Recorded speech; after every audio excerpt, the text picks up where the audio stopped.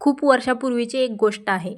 डोंगराच्या कुशीत देवगाव नावाचं एक छोटंसं पण सुंदर गाव होतं. गावाच्या चारही बाजूंनी हिरवीगार शेतं, आंब्याची झाडं आणि एक मोठा तलाव होता. गावातील लोक साधे होते आणि एकमेकांच्या सुखदुःखात नेहमी मदतीला धावून यायचे. याच गावात गोविंदा नावाचा एक कुंभार राहत होता. गोविंदा दिवसभर मातीची भांडी बनवायचा. घागरी, मडकी, दिवे, पंत्या आणि स्वयंपाकासाठी लागणारी भांडी. त्याचं काम खूप कष्टाचं होतं, पण त्याला आपल्या कामाचा अभिमान होता. गोविंदाच्या कुटुंबात त्याची पत्नी गौरी, मुलगा ओमकार आणि मुलगी मुक्ता असे चौघेजण होते. एके सकाळी गौरीने गोविंदाला आवाज दिला. "आहो, आज मुलांची शाळेची फी भरायची शेवटची तारीख आहे. काही पैसे जमलेत का?" गोविंदाने क्षणभर मान खाली घातली. "गौरी, काल बाजारात फारशी भांडी विकली गेली नाहीत. माझ्याकडे सध्या फक्त 800 रुपये आहेत. पण दोन्ही मुलांची फी मिळून 1200 रुपये आहे. अजून 400 रुपये कुठून आणणार?" गोविंदा शांत राहिला. "आज बाजारात जास्त भांडी विकण्याचा प्रयत्न करतो. काहीतरी मार्ग नक्की निघेल." गौरीने त्याला डबा देत म्हटलं, "तुम्ही नेहमी म्हणता ना, मेहनत केली की देव नक्की मदत करतो. मग आज देवावर विश्वास ठेवा." गोविंदा हसला आणि आपल्या हातगाडीवर मातीची भांडी ठेवून बाजाराच्या दिशेने निघाला. गोविंदा बाजारात पोहोचला. त्याने आपली भांडी दुकानासमोर मांडली.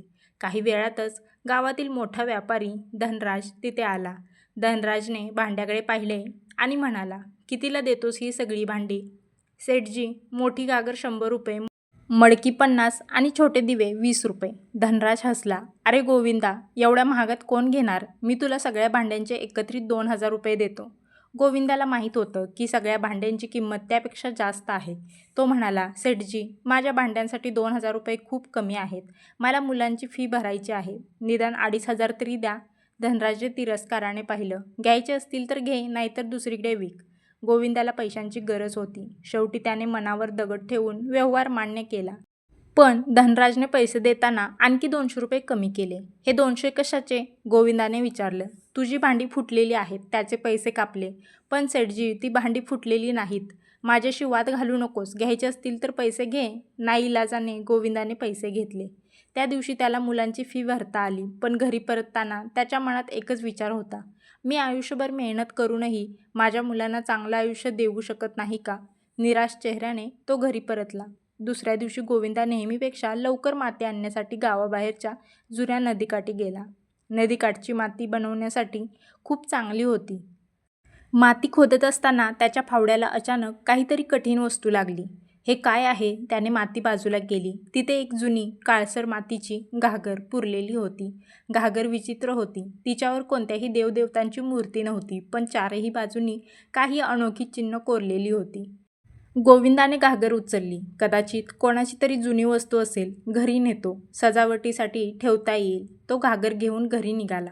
पण त्याला माहीत नव्हतं की त्या घागरीसोबत त्याच्या आयुष्यात एक मोठं रहस्य प्रवेश करत होतं. त्या घागरीबद्दल जास्त विचार करून त्याने सोडून दिलं आणि तो झोपी गेला. त्या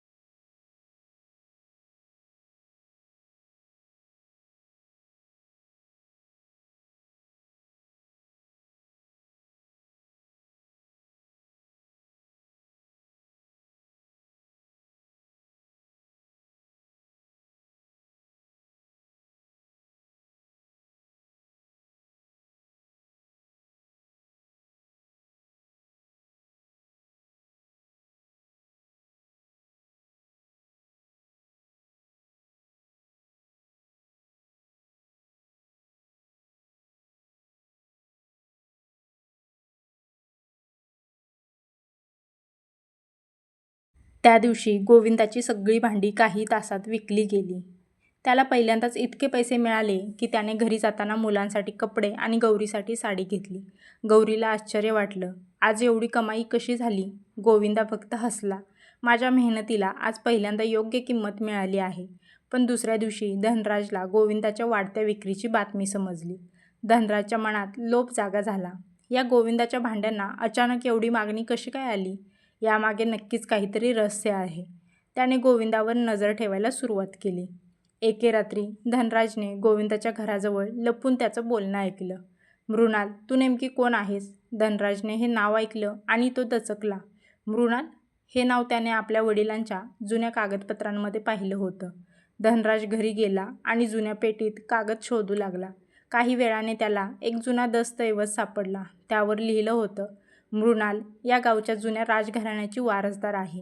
तिच्याकडे गावातील गरीब लोकांसाठी ठेवलेला मोठा खजिना होता. पण तिच्या संपत्तीवर डोळा ठेवणाऱ्या एका विश्वासू व्यक्तीने तिला फसवून त्या गूढ घागरीत कैद केलं होतं.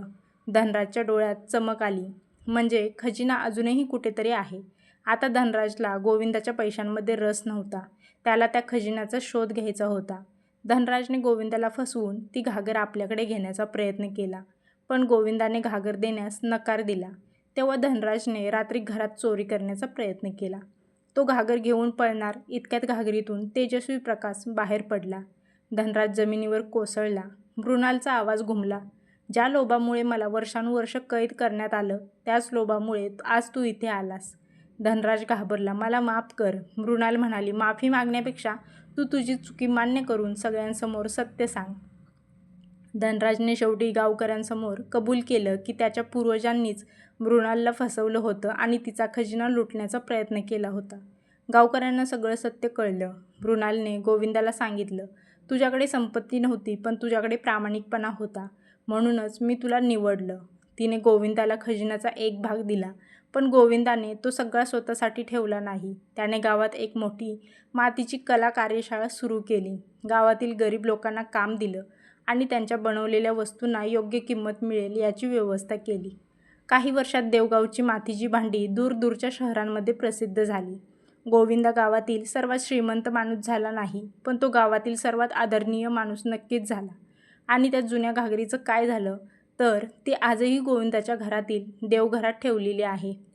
मात्र त्यानंतर तिच्यातून कधीच आवाज आला नाही, कारण मृणालचं काम पूर्ण झालं होतं. या कथेची खरी शिकवण एवढीच, प्रामाणिकपणाने केलेली मेहनत कधीच वाया जात नाही. कधी कधी नशीब आपल्याला संधी देतं, पण त्या संधीचं सोनं करणं आपल्या हातात असतं. कथा पूर्ण ऐकल्याबद्दल धन्यवाद. जर तुम्हाला अशाच कथा ऐकायच्या असतील तर आपल्या चॅनलला सबस्क्राईब करून ठेवा. बेल आयकॉन प्रेस करायला अजिबात विसरू नका.